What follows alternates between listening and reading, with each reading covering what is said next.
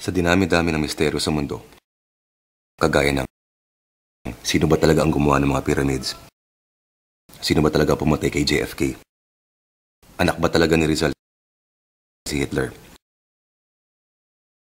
Ito ang pinakamalalim sa lahat. Bakit ang mapuputi gustong umitim? Ang mga maitim naman gustong pumuti. Specifically, tayo mga Pinoy. Mula sa panahon ng San Ing, Laina, Neko at Chinchansu, CY Gabriel Wonder, Likas Papaya, Black and White, Extra-Term, Alpha Hydroxyl Acid, Retin A, Power Bleach sa mga salon, Green Papaya Soap, Goat's Milk, Kojic Acid hanggang sa Glutathione Soap at Metathione Capsules hanggang sa pinakain ngayon ang Vitamin C Injection. Hindi pa rin nawawala ang ating pagkahumaling sa pagpapaputi. Ganito pa rin ba ang kwenta ng marami sa atin?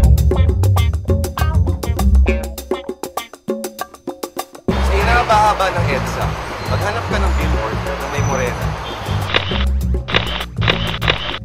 Ano meron?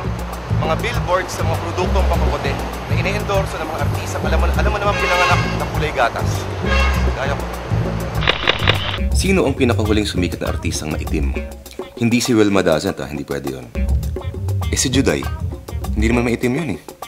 Sarah Geronimo, hindi nga siya kaputian pero ngayong endorser na siya ng pampaputi.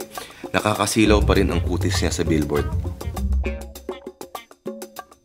Ang ibig kong sabihin, yung kasing itim ni Ate Guy.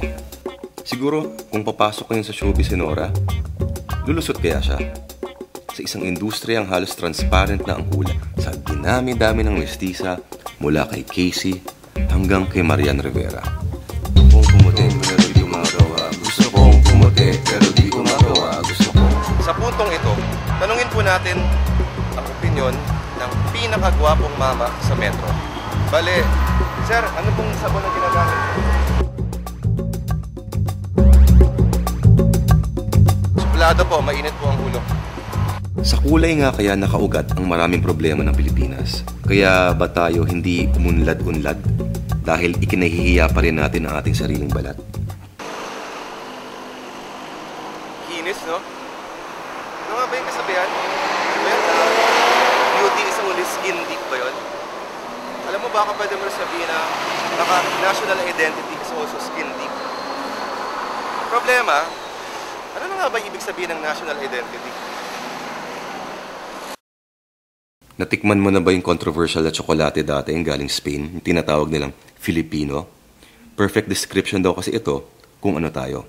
Brown on the outside, white in the inside. Isa ka ba rito?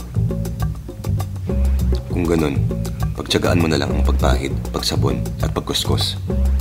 At baka, madali mo rin ang kaputi ang hinahanap mo. Kung pumuti, pero di ko magawa.